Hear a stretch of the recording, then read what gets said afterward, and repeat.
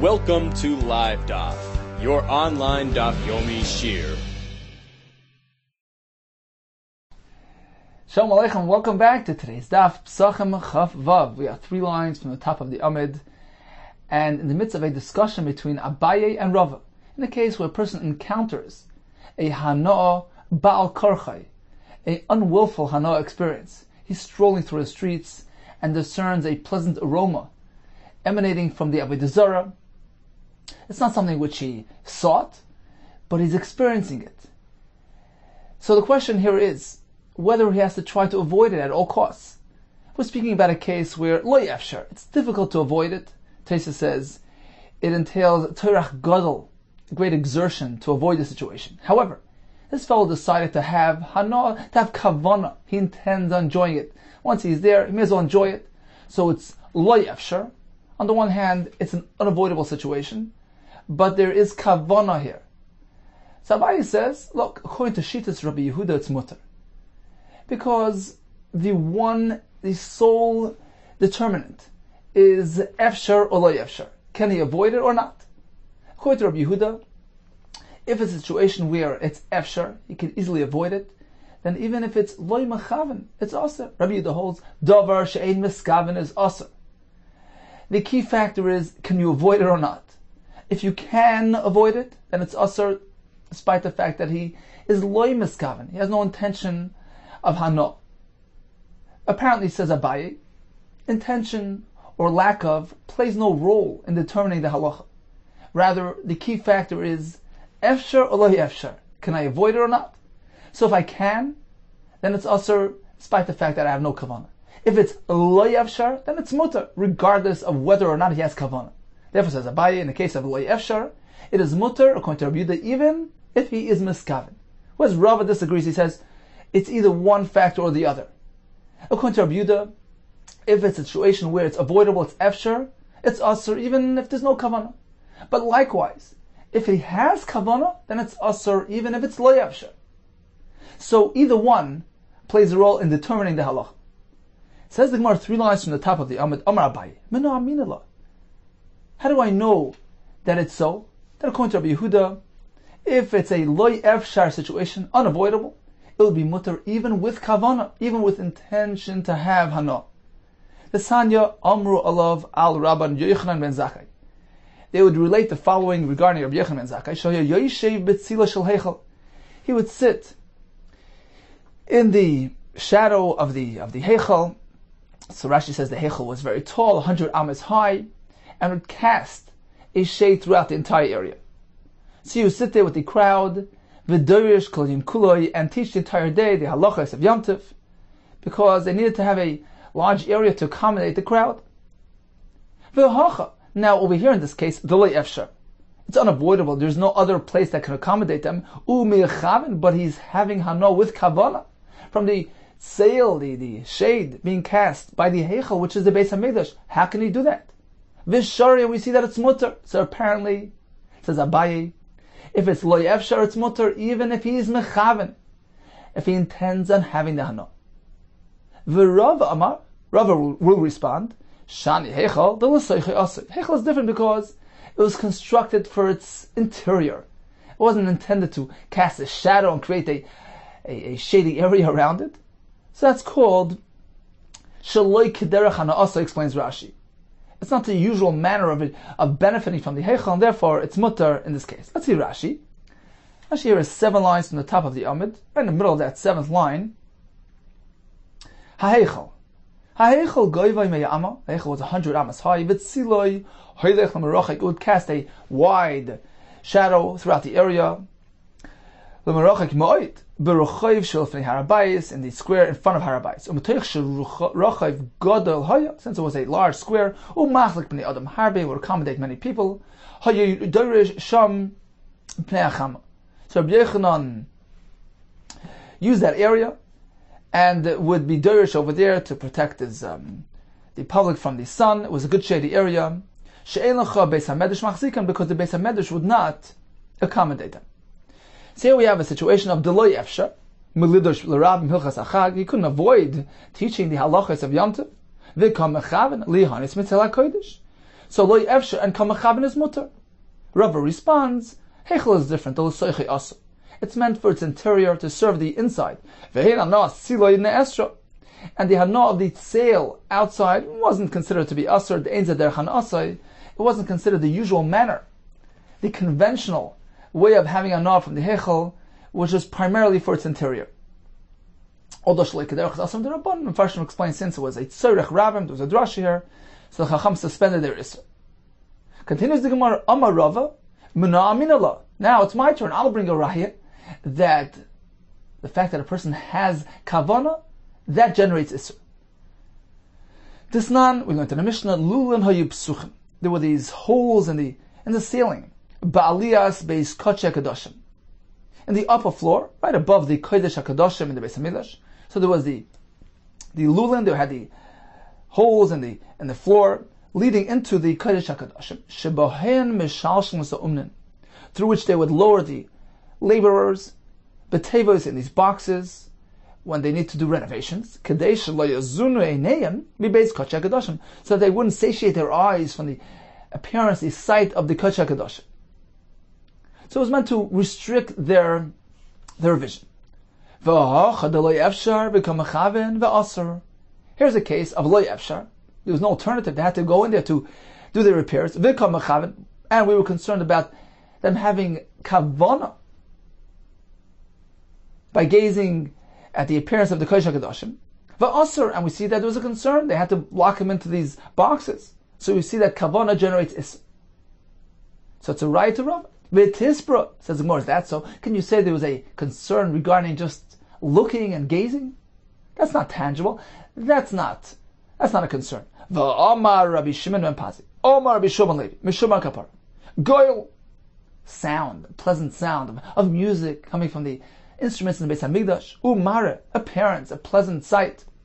V'reach. And a pleasant aroma wafting from the keteris in the Beis Hamikdash. Ein behem mishum me'ilah. There was no me'ilah min Torah. So generally, if a person benefits from the hegdish, he was moyel, he has to bring a carbon. These things are not tangible. Sight, sound, smell. So, since min Torah there would be no isser, although midrabanan there's an isser, but in this case where there's no alternative, they had to go do the renovations. And there's a svara here that, of course, there wouldn't be any reason for them, chachamim, to make an isser here. It was a tzorech, Taisa says. So why would there be any consideration, any concern for the workers gazing at the Beis Kodesh HaKadoshim? Elo mala also Beis Kodesh HaKadoshim. Apparently it wasn't halachically mandated. It was just an added stringency, a mila, that Chachamim applied due to the fact that it was Kodesh HaKadoshim. But certainly you can't deduce from this anything halachically. Min Torah, or even with the Rabbanan, there wouldn't really be a concern in this case. So therefore, Rava doesn't really have a raya from here that kavana can generate isser in a case of efshar, when it's unavoidable. Ikad Amri, there's another version. Amar Rava said, V'na minillah. Where do I have a raya to my concept that kavana is the cause for isser? The Sanya, Amar Rab Shimon Pazi, Amar Shimon Levi, Meshuma Kapar, Koil Umar V'reach.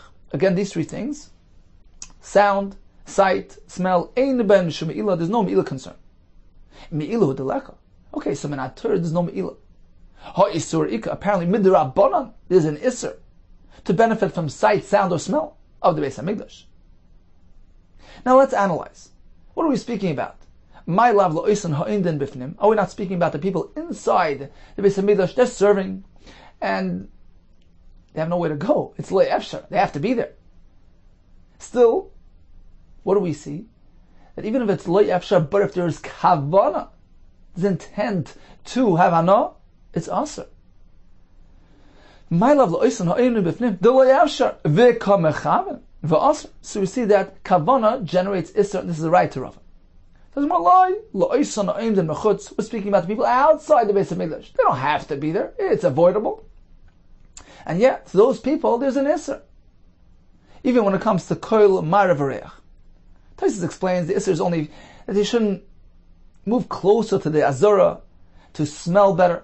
But just being in Yerushalayim didn't pose a concern. It brings a Gemara in Yuma that a kala in Yerushalayim wouldn't have to use any besamim, because everything was saturated from the pleasant aroma of the ketores. So just being there was okay, as long as you don't do something, you don't actively try to seek the hana. So at any rate, we have no right to Rava. The reason why it was asur was because we're speaking about people outside where it is efshar to avoid. But certainly in the case of lo efshar, you have no raya. That would be asur even when there's kavan. Kufa. Okay, let's pick up on this topic. Omar Rab Shimon ben Pazi, Omar Rab Shimon Levi, Meshuba Kapar. Koilu marav reach, ein behen mishum ila. There's no meila when it comes to koil, to marav reach. Says more, is that so? V'reach, ein behen mishum ila. Is there no meila when it comes to pleasant aroma of the Beis Hamikdash? Vatani, we learned in the Brisa. Hamafata mesakteris. If a person crushes, mixes the ingredients for the ketores, if he's doing it to train himself, or to hand it over to the tzibur for the Beis Hamikdash, pater. However, if he's doing it for his own personal use, to smell the ketores, chayav, then it's chayav echatos or kares if it's b'mezid. V'hameriach pater. If a person should actually smell the besamim of the Beis Hamikdash, then he's pater from chatos, from kares, because only one that actually produces it is liable to that isser. But if he's just going to smell the ketores in the Beis Hamikdash, he's pater from this isser, ela shemal, but certainly he committed milah. What do we see from here? That even just ingesting the scent, the smell, the aroma, involves milah. So how can we say that reach doesn't involve milah? Ela papa, we must split these things into two parts. Koilu mara, when it comes to sound and sight, ein ben mishum meila. There's no meila lefisha ein ben mamish. They're not considered tangible. The reach, however, when it comes to reach, which is considered to be somewhat tangible, Rashi explains, since it's besamim that are being burnt, so that's generating the reach. So then it depends. La'achar shetalatim roisoi. After the plume of smoke in the Beis Hamikdash has already ascended, and at that point the mitzvah has been fulfilled. Ein bo mishum meila. At that point there's no more meila. Hoil v'nasis mitzvasei. Since the mitzvah has been fulfilled, but before talatim rusai, before the smoke has ascended, at that point it's still pre-mitzvah fulfillment. Of course there's meila because the reach, this aroma, is considered tangible because it's coming from the samamonim, these incense that are being burnt. Let's take a look at Rashi inside. So if we go up a couple of lines, Rashi begins hamafatim. Hamafatim sakteris. A couple of lines from where we're holding, above from where we're holding in the Gemara. Hamafatim sakteris. Ketores zora shen shel tzibur. So a non-public ketores. He's doing his own ketores.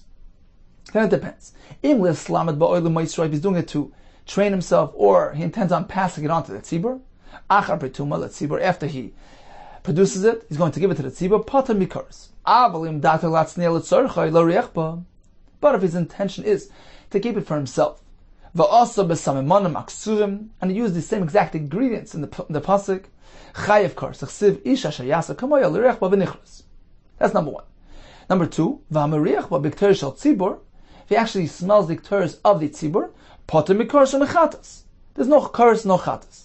The leichiva Torah ela mefatim l'riach. The Torah was mechayiv only if he actually produces, he crushes, he mixes, he actually produces the ketores.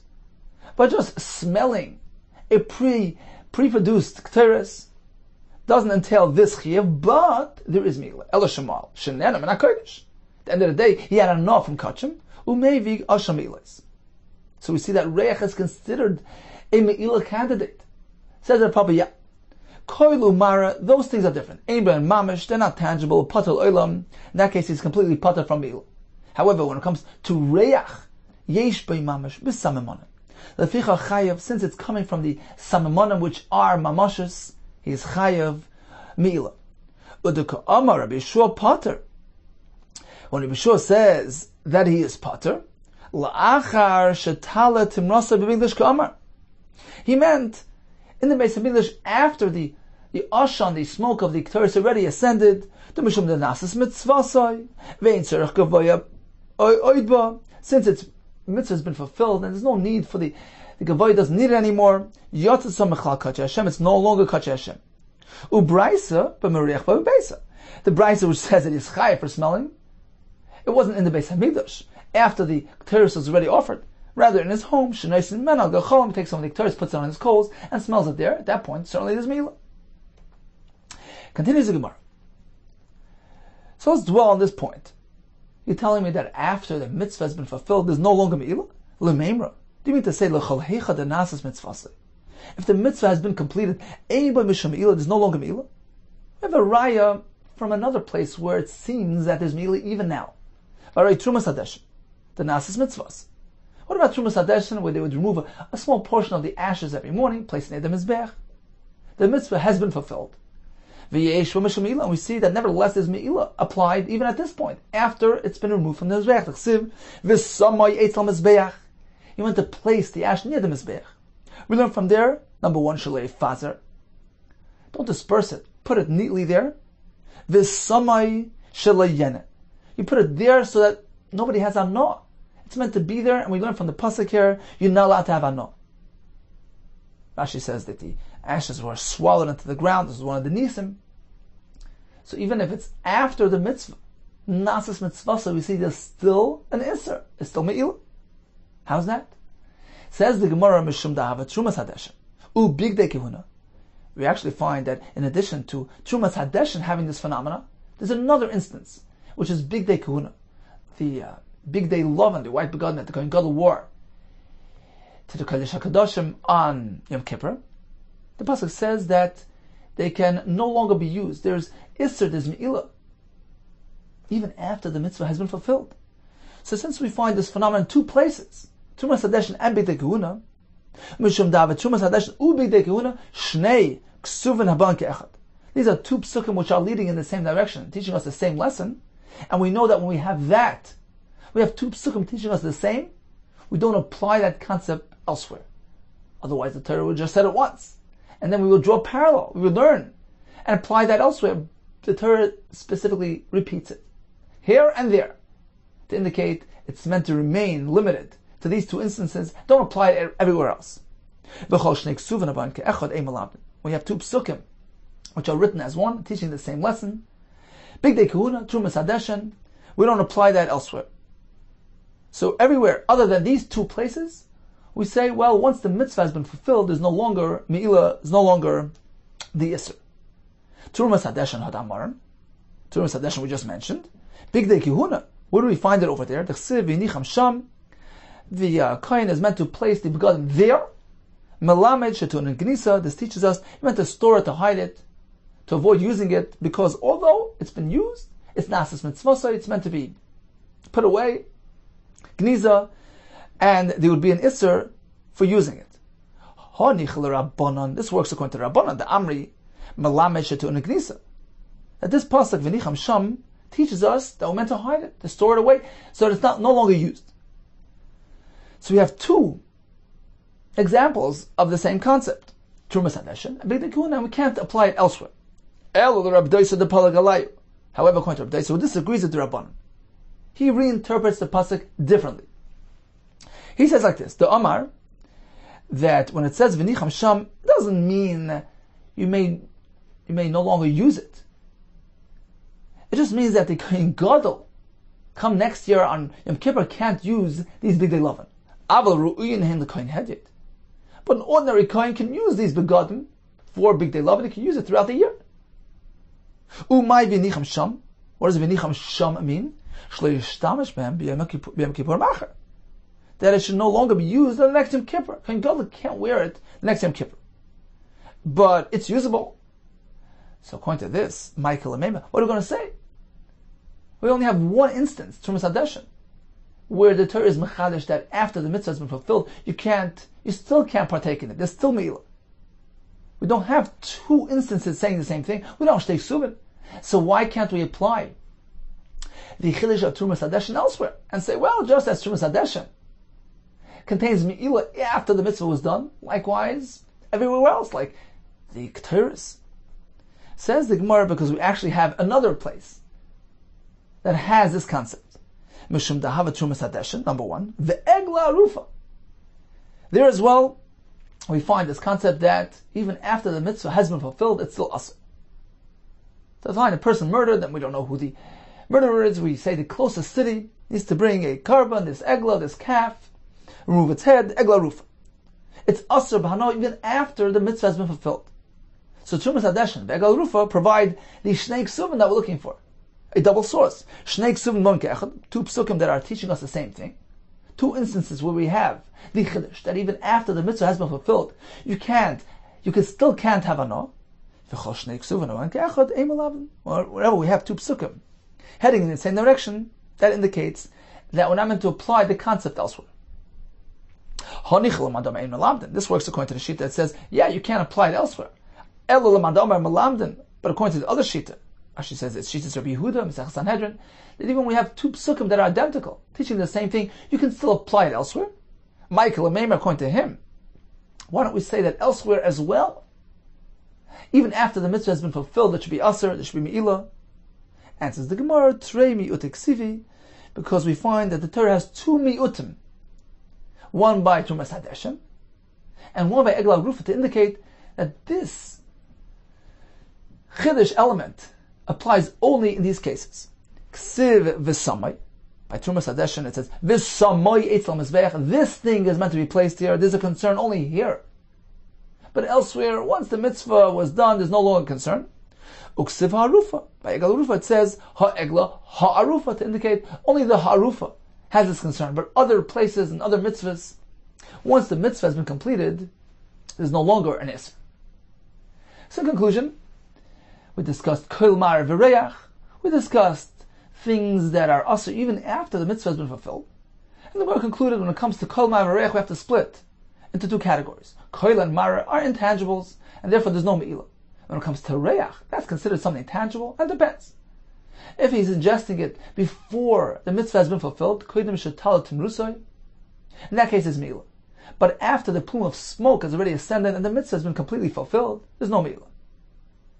We have cases that even after the mitzvah has been fulfilled, there will still be Isser or Me'ilah. We have Trumas Hadeshen where there is Me'ilah even after placing it down near the Mizbeach. The Pasuk says V'samoi, to indicate that this Chiddush is limited to this only. We had Bigdei Kehuna, according to the Rabbanon. After it's been used, it must be Nignas. You have to go and hide it because there's Me'ilah. We had Egla Rufa, where it's Asr, it's Asr B'hano, even after the mitzvah has been fulfilled. The Pasuk says Ha'egla Ha'arufa, to indicate that this Chiddush is limited to this case and can't be applied elsewhere. Continues the Gemara. So let's get back to our discussion between Abaye and Rava. In a case where a person encounters a Hano, Ba'al Karchai, it's Loi Efshar, it's unavoidable, but he has Kavana, he intends on having Hano, enjoying the experience. According to Abaye, it's Mutter because it's Loi Efshar. According to Rava, Kavana generates Isser. Says the Gemara, Tashma, let's bring a riot to Rava. Hechnisa l'ravka. Rashi says we're speaking about the egla rufa, which is only kosher if it didn't engage in any malacha, any work. But if he took the egla and put it into the ravka, this is the pair of cows, so he hitched it up with a team of cows, vidasha, and it happened to thresh. It threshed along with the rest of them, but that wasn't his kavana. Kshera, so the egla is still kosher. We don't deem it to have fulfilled, complete any work. However, bishvil shetinaik, if he brought it in there so that it suckles, that it feeds off its mother, v'tidosh, and also so that it threshes along, psula. In this case, it is considered to have performed work, and it's puzzle. V'acha, here we have a case. The loy efshar, it's unavoidable. It needs to nurse. V'kamachaven. But since he has kavana, he wants it to thresh, to do malacha, v'katoni psula. And what do we see here? That it's possible. So we see that kavana generates isser and psul. Shani hasam, there's different. The pasuk is marba this case. This can't be applied elsewhere. It's unique to egla rufa. That mere kavana is reckoned with. The chsiv ashaloi ubad ba. It needs to be an animal which work was not done with it. Mikol makim. Ubad means any work that was done with it. So, mere kavana, intent, being pleased with the work that his animal is performing, is sufficient to make it possible. If that's so, so even in the first case, where it happens to thresh, there as well it should be asr because that's enough. Ubad, work was performed by the animal. Why do you need the element of kavana? Why does he have to be pleased? If it's ubad, it should be possible. It says it can only be compared to the following halach. We see the same concept by para aduma. And the point will be that, even self-performing work, even if he doesn't actually directly take his animal and work with it, even if the animal should work on its own, that is also cause for concern. However, you need to have that personal element also. It needs to be kavana, it needs to be nichali, he needs to be pleased with the fact that his animal is doing that work. Shachan aleh oif kshera. There's a Mishnah Mesachas Para. So if a bird happens to perch itself on the para aduma, kshera, there's no concern. Although the para is not meant to do any work, carry a load, carry a yoke, but this oif that landed on the para doesn't generate concern. Allah zachar psula. However, if a zachar ascended on the para, it's possible. And the point will be that in the case of the oif, he's not nichel, he's not pleased about it. He has no benefit from it. So therefore it's not reckoned with. However, when it comes to the zachar, which can generate offspring, in that case, we say that it's something that he's pleased with, he's happy with it, he's nichale, and it is considered to have performed work, to have carried a load. So likewise, when it comes to the egel rufa, which was connected to the other animals, hichnisa l'ravka, well, it depends. If he's pleased with the work, if that was his intent, b'shvil shatinak v'tidosh, so he wants the threshing, then it's possible. But if it's merely threshing on its own, without his kavana, there's no concern. So Rashi explains that para aduma and egel rufa are equated one to the other. They work with the same guidelines. It says, well, my timer, truly, why is this why? Why is that so? Meaning, what is your source to this concept that intent can go ahead and influence matters? Amar Rav Papa. There are two psukim which seem to contradict each other, and the resolution of those psukim will produce this formula. Iksiv avad.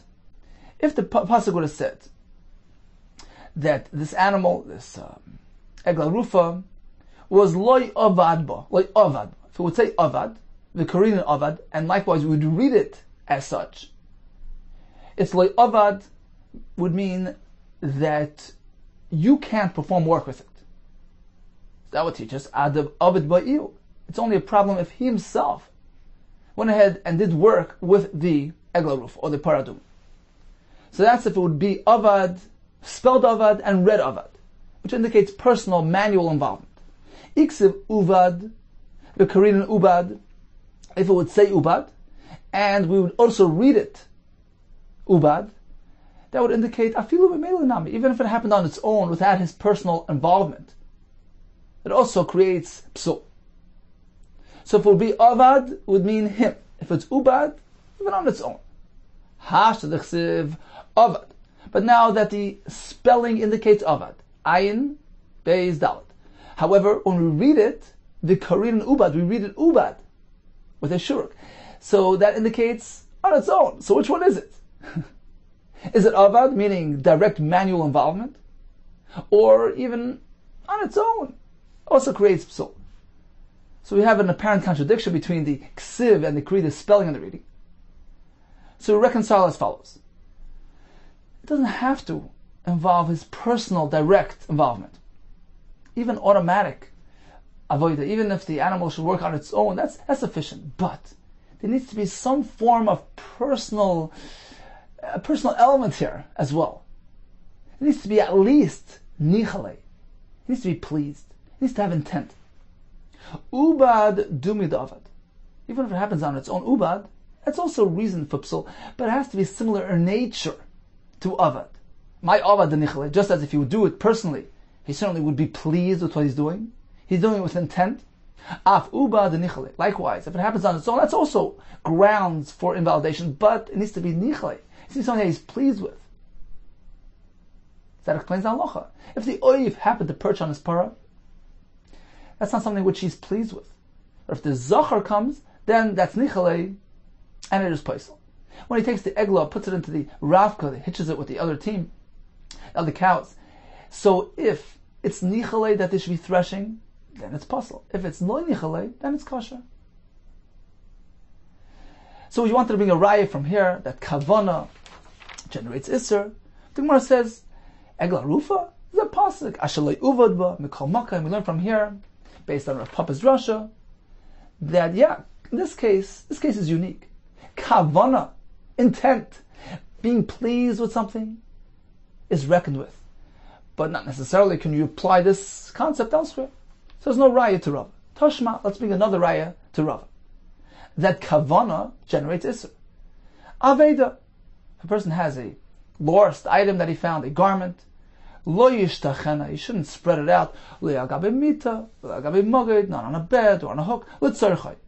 If he's doing it for his own personal benefit, avo shoitcha litzarcha, but he can spread it out for the sake of the garment's benefit, al gabe mita, al gabe magid, on a bed or on a hook, to keep it fresh, free from mold, from spoilage. His damnu lo erchen. What if he has some guests that arrived? At that point, he can't display the beged. He shouldn't spread it out regardless. Lo yishtachena lo al gabe mita, lo gabe magid. He shouldn't spread it out on a bed or on a hook. Bein litzarcha, whether to benefit the beged or for his own benefit. Here we have a case of lo yafshar. It's unavoidable, as the Farshim explained. He's doing it for the beged's benefit. It's not considered personal gain, personal hana. So what do we see? Even when it's lo yafshar, the fact that he has hana from it. Look, he's displaying it for his guests. That makes it awesome. That's a right to Rava. That kavana changes the equation. Shami hasan the kalila. Over there it's different because he's burning it. Just a term. It means that he's going to harm the beged. Why? By displaying it in public, it can bring about harm, direct harm to the beged. Whether it's through generating the ein hara, by evoking the jealousy of his guests. So that can have a spiritually detrimental effect on the beged and bring about its destruction and harm. Ganvi, or perhaps because of ganovim that are present amongst his guests who might walk away with a beged. Let's see Rashi. So Rashi here is 5-6 lines above our location in the Gemara. Beginning with the words Nizdamna loy urchen v'chulu. So if you ask him a guess, we don't allow him to spread it out. Alma afagav l'tzarchu, even though he's doing it for the sake of the beged, it's asr. V'hainu lo yafshar. So it's for the sake of the beged. It's called lo yafshar. Nevertheless, we say it's asr hoyle miskaven l'skabed u'shchaver, since he intends on honoring himself, showing off, using his friend's beged, barchen, with his guest, chashale gesel v'asr. It's considered gesel and it's asr. So you see that intent can generate this. The Gemara responds, no, alav mishum kavano. It's unrelated to intent. Ela mishum derishticha zu kalila. He's simply burning it by spreading it out. Kalaymar ma'abde biyadayim. He's causing harm. Imishum ein abisha through ein hara. Imishum dilma urchen garvinenu. Or perhaps because he has some ganovim as guests, but garvilan, they'll walk away with it. So that's the concern. It's not because of kavana, rather because he might actually bring about harm and destruction to his friend's item. Okay, so at this point, we didn't really have a raya one way or the other. We tried to bring a raya that kavana can make things asr. The Gemara pushed away the rayas. Now the Gemara will proceed and bring another raya. Actually, it's going to refer back to the first version of events in the discussion between Abaye and Rava. So according to the first lashon in the Gemara, back in the Chafei, the machlokes between Abaye and Rava involved Shitas Rabbi Shimon, who holds that davar she'ein miskaven is mutter, so lack of intent equals heter. The question is, let's say it's avoidable, it's efshar, he can find an alternate route. Do we say that there as well it's mutter because he has no kavanah? Abaye says yes, davar she'ein miskaven is mutter in all cases. Rava says, if you can easily avoid the situation, then it would be us, even according to Rabbi Shimon, it's like having kavanah. So according to Rava, unless both elements are present, number one, Eidim Eskaven. Number two, it's difficult to get away. It's Lo Efshar. Unless both are present, it wouldn't be mutter according to Reb Shimon. The Gemara is going to bring a raya to Shitas Habai that just simply lack of kavanah is sufficient to be matter. Tashma, let's bring a raya from a Mishnah in Kalayim. Moichrik sus, moichin kedarkan. The garment merchants who would wear the garments to display them, they can wear it. They can wear them even in a usual manner on themselves, even if they have kalayim, because there's no kavanah for hana. They're just trying to do business. Ubavad, provided shleiskaven b'chama b'pnei achama, that in the sun, in the summertime, his kavanah is not to shield himself with these begadim from the sun, ubigshomim pnei achshomim, and during rain season from the rain. As long as he has no kavanah of hana, it's mutter. However, vatznuin, mafshilin, lacharein b'makal, the more conscientious ones, the ones that would distance themselves from anything that resembles an aver, they were machmer and they would sling the begadim on a pole behind them. Here we have a case where anybody could technically follow the method of the tznuin. There's a way out. But since he has no kavanah for hana, it's mutter. Apparently lack of kavanah is sufficient to be matter even when there's a way out. To yufta laman de masni lishna kamadurava to yufta. This is a refutation to the one that presented the first lashon of Rava, that even when there is no kavanah, it is aser in the case of efshar. We see clearly that it's not so.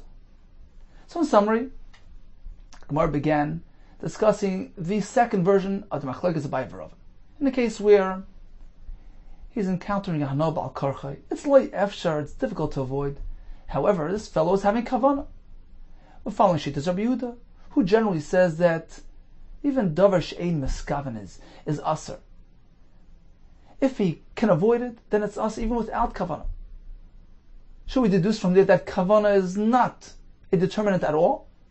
So in a case where he can't avoid it, it's mutter, even if he has kavanah. Abaye says yes.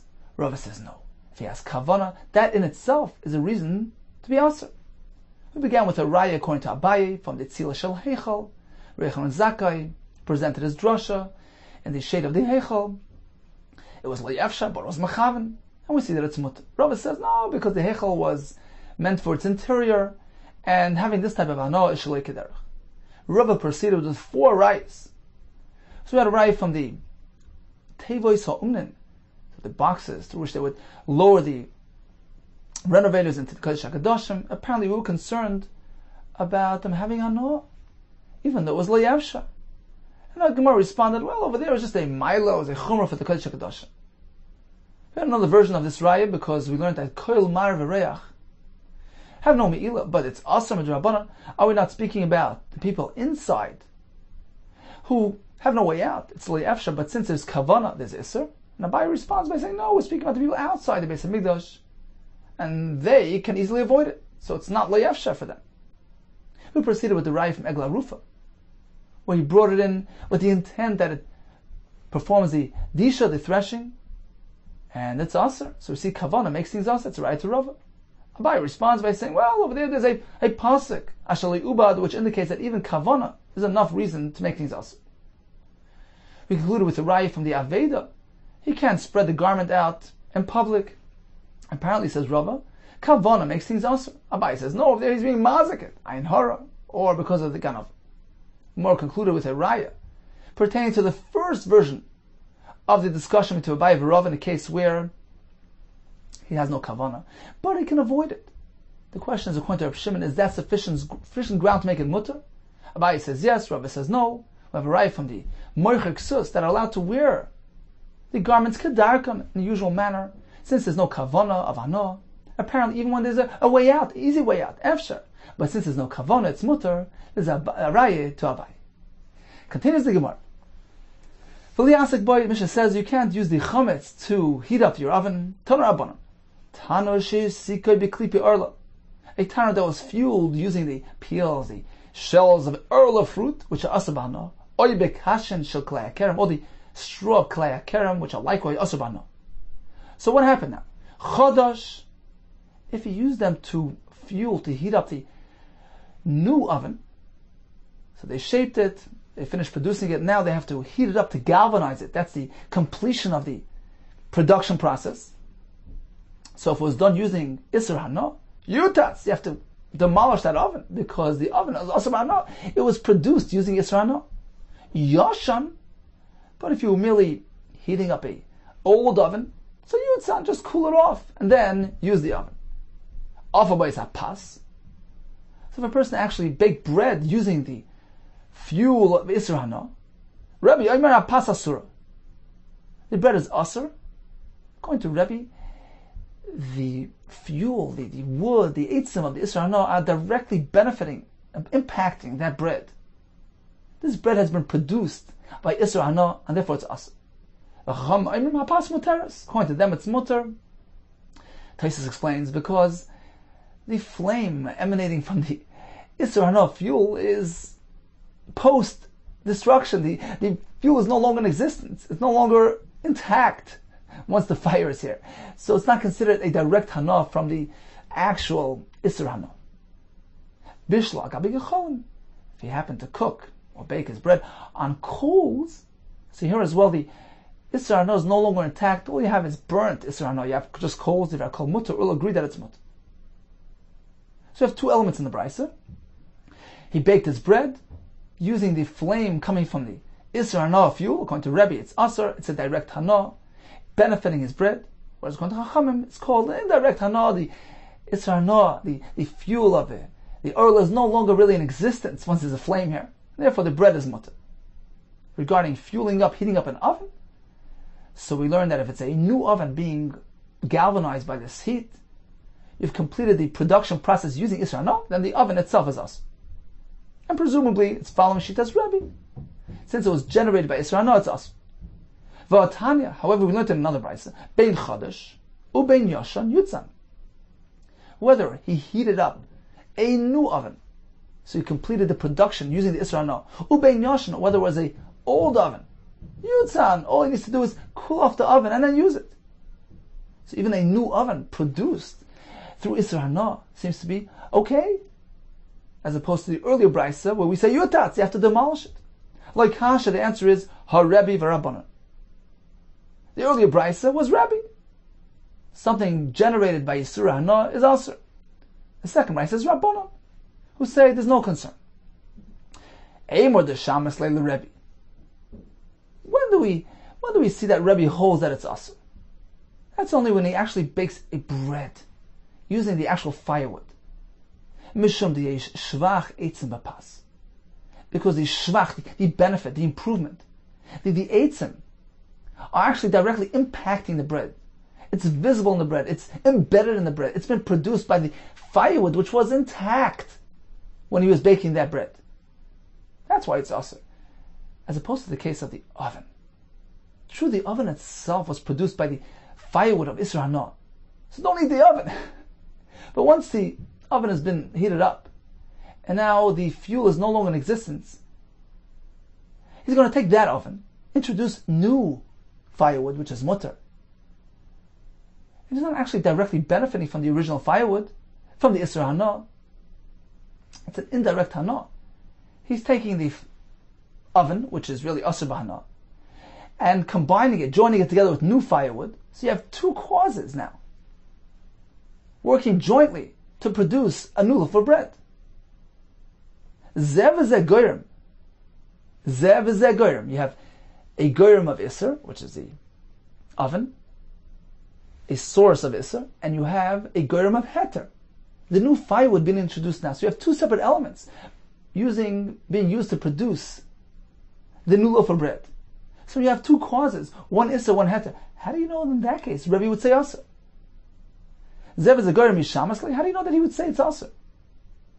True, the original bread baked together with the firewood of Isser Hana is asur because the firewood is directly impacting that bread. It's tangible, it's intact, it's here while that bread is being baked. Likewise, that oven, which was galvanized using that firewood, is direct impact on the oven. The oven received the Hana from a direct source, from the tangible source. So the oven is asur. Okay, so you can't eat the oven. But once the oven has been heated, now you have an oven in place. Now you're going to try to use that oven, which is already free from any tangible Isra Hana. Take that and introduce new firewood. Now you have two separate elements being used to produce a new loaf of bread. You have the oven, which is Isser. You have the firewood, which is Heter. So who says this combined system will create Isser? Who says? This is more Elulekash. You're right. Okay, so the answer is as follows.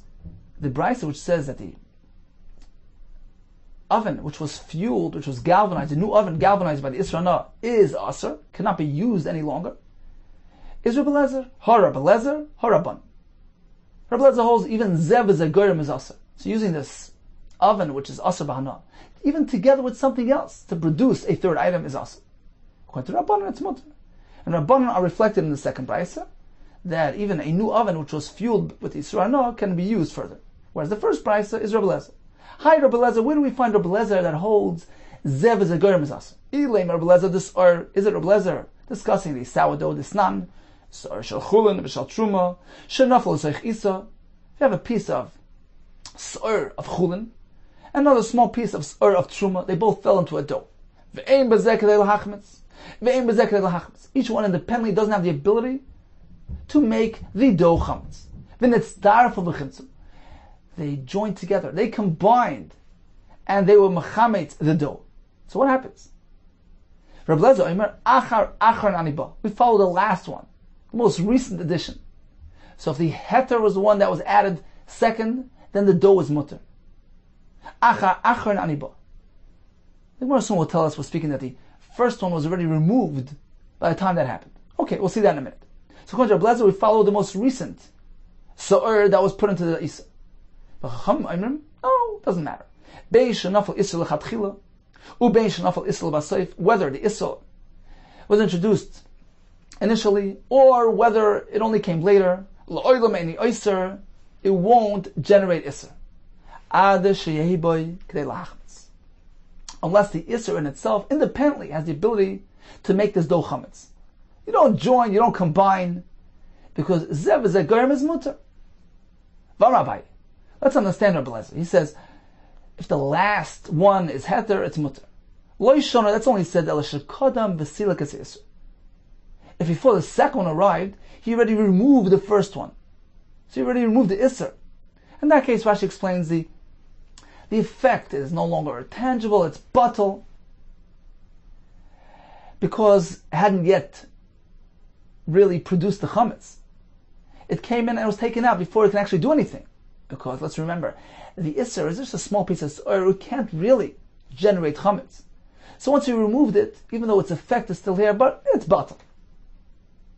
So then when the heter arrives and completes the chametz process, we say it's mutter.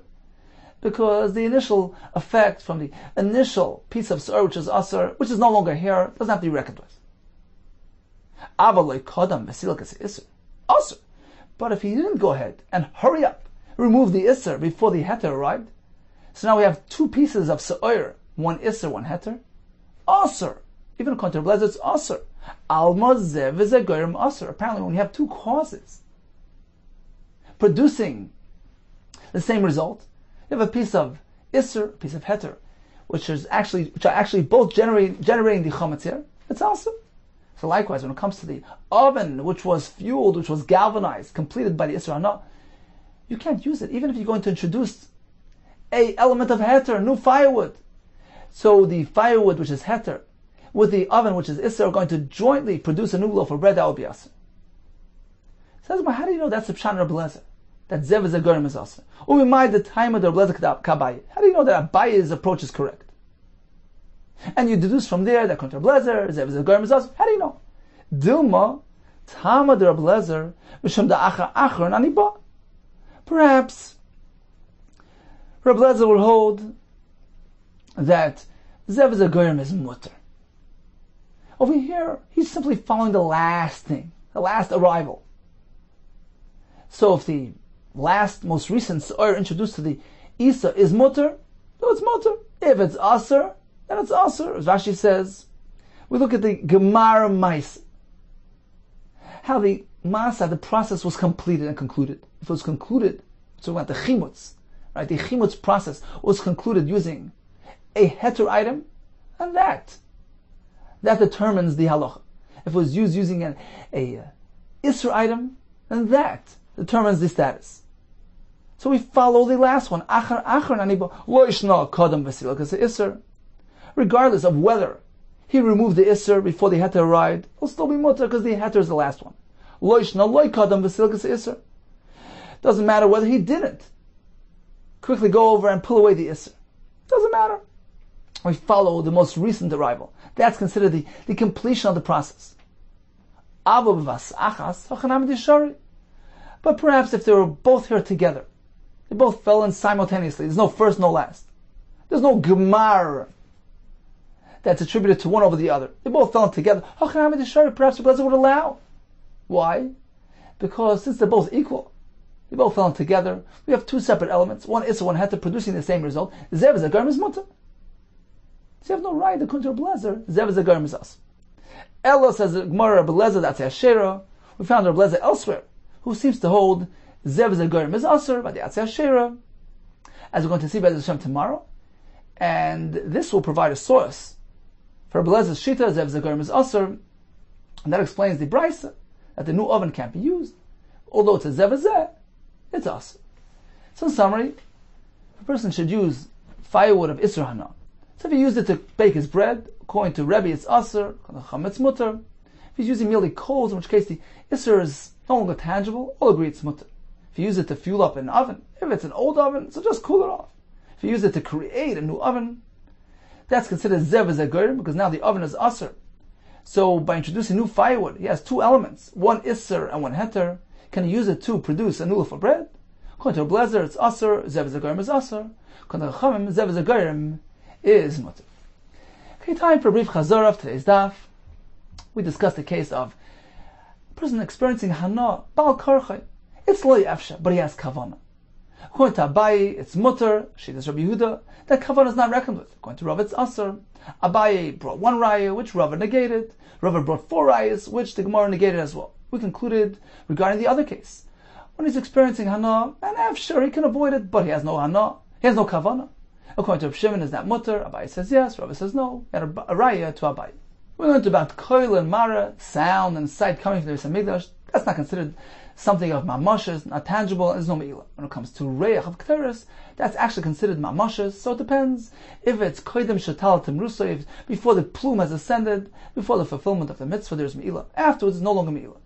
We have three examples of things that even after the mitzvah was done, there's still concern of me'ilah, Tumas Hadeshen, Big Day Kahuna, and Egal Rufa is still asur even after the mitzvah. We concluded regarding a person who uses atzei, hisr anah, if he baked his bread, if it's merely cold, it's okay. He used it to fuel an oven, an old oven, just cool it off. A new oven, according to a blazer, it's asur, according to Chachamim, it's mutter.